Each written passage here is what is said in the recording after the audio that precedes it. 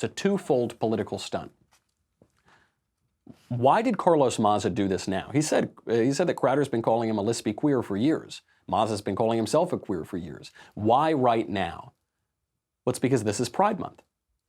Carlos Maza launched this whole crusade on May 30th, 2 days before the launch of Pride Month. This was not an exasperated, emotional reaction to harassment. This was a highly calculated, premeditated attempt to censor conservatives on YouTube and other social media, which are, by the way, the largest public squares in the entire world. Certainly in the country, but in the entire world as well.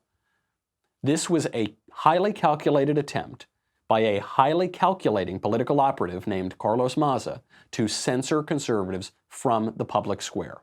And it has mostly worked, by the way.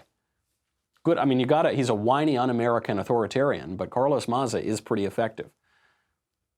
But it's not just launched at the beginning of Pride Month, it's launched at the beginning of the 2020 cycle. It's 2019, the elections are underway, and now the YouTube is going to mobilize to help Democrats unfairly. You know, the left complains about Citizens United, how that Supreme Court decision upheld the corporation's right to donate to political campaigns.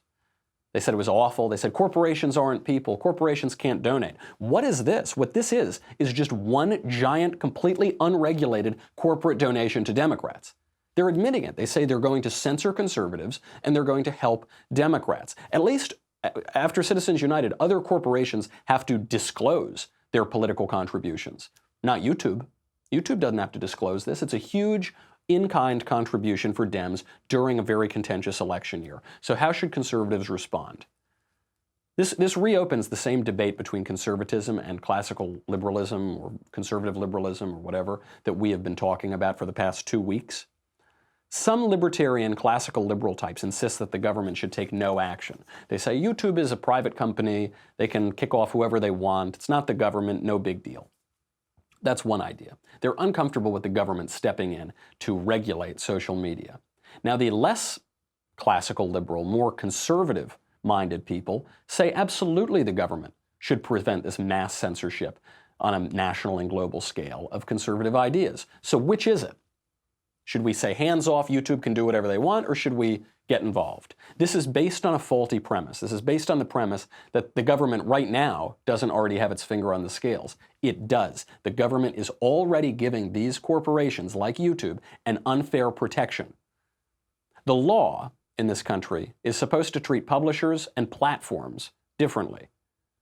Right now, however, the law is treating social media companies like publishers when it suits them, and like publishers and like platforms rather, when it suits them otherwise.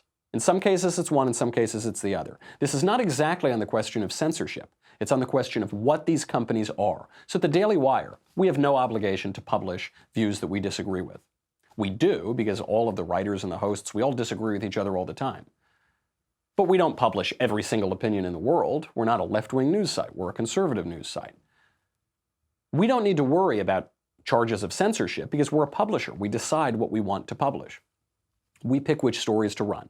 But since we're a publisher, we have to worry about a lot of other things: copyright infringement, defamation, libel, IP theft, fair use, all these different things that YouTube, Facebook, and Twitter, all the other social media companies don't have to worry about because they say that they are platforms, not publishers, sometimes.